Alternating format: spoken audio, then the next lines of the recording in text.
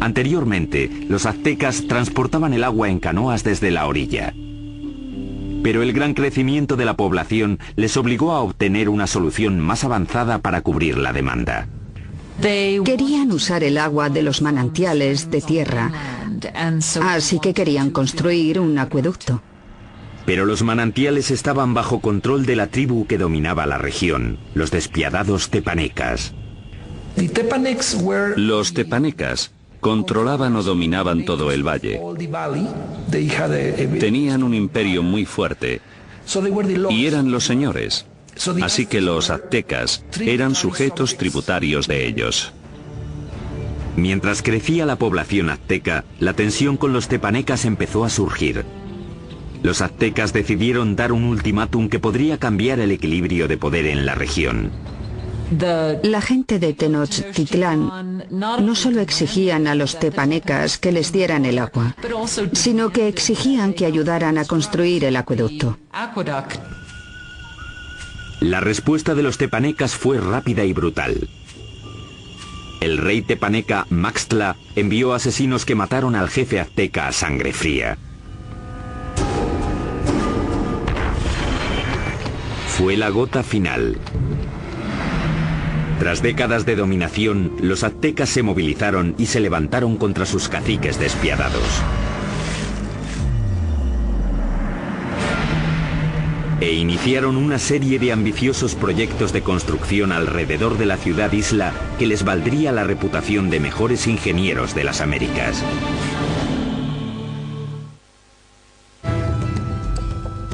Corría el 1428 y los aztecas habían declarado la guerra a sus caciques, una tribu llamada tepanecas.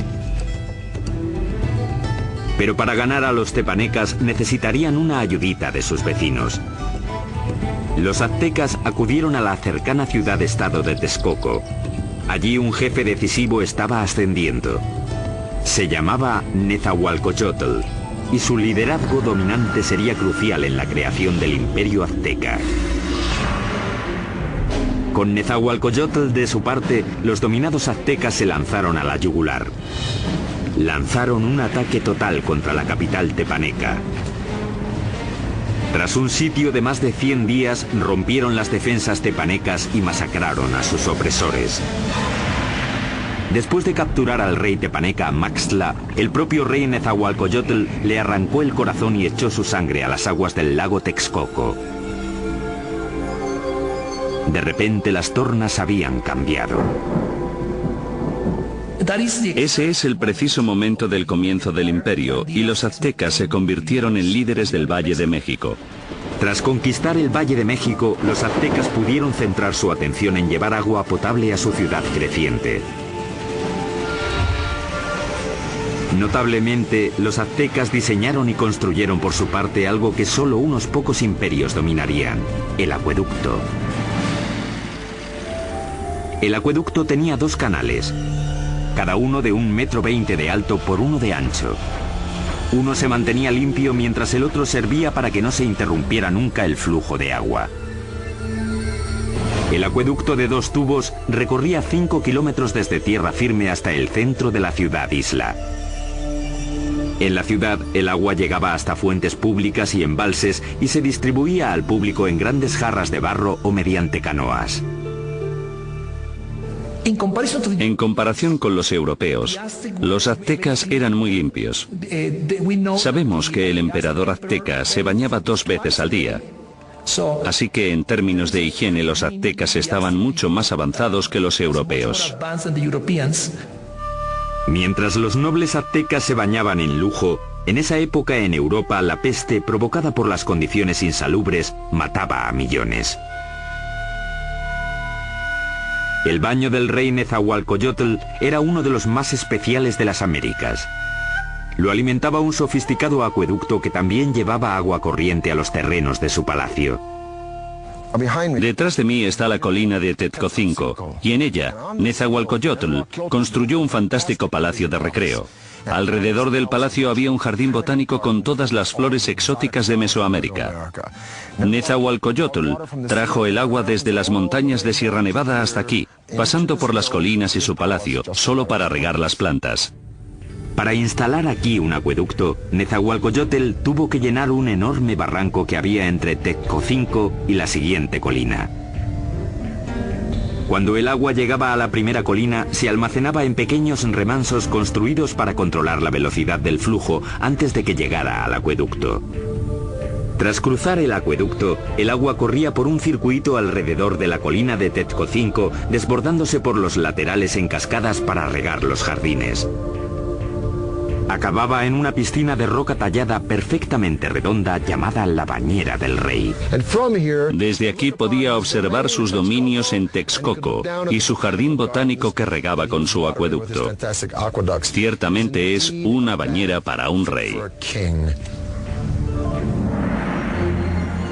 A mediados del siglo XV, mientras el imperio prosperaba, los aztecas decidieron que era hora de elegir un soberano.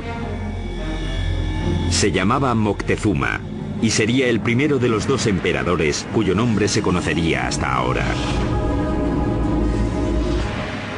La primera orden del día de Moctezuma fue expandir las fronteras del imperio.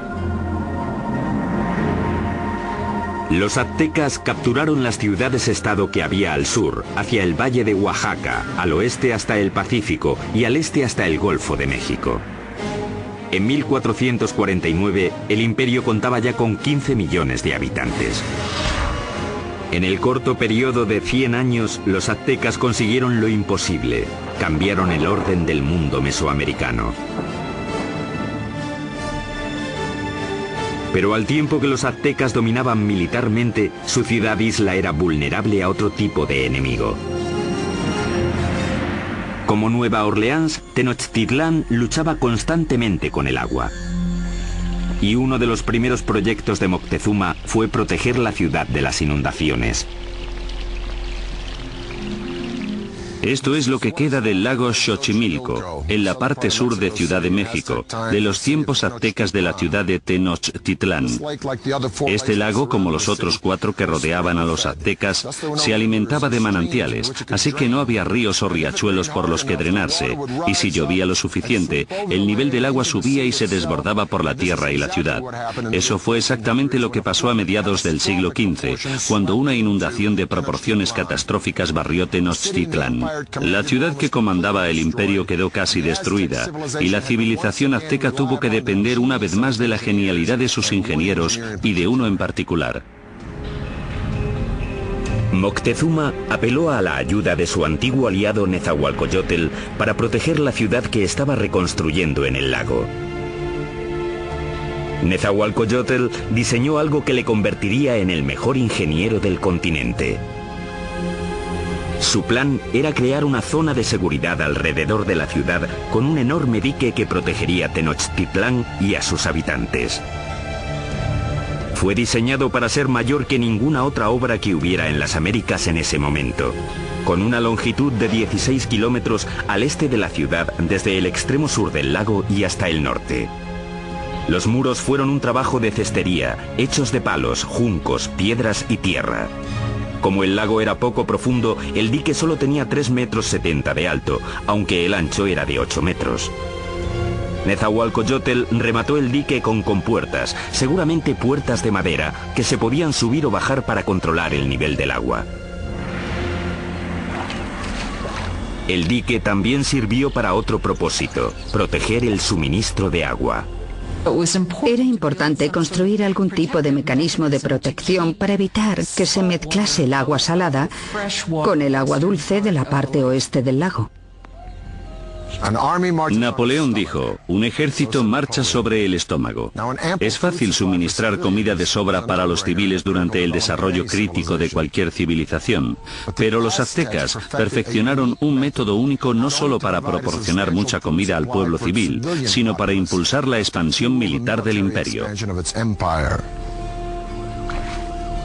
Esta solución revolucionaria se llamó chinampas, un sistema que les permitió crear literalmente tierra nueva para cultivar y para vivir. Si vas a hacer una ciudad de cualquier tamaño, tienes que proporcionar espacio, así que lo que ellos hicieron fue construir esas chinampas en el lecho del lago.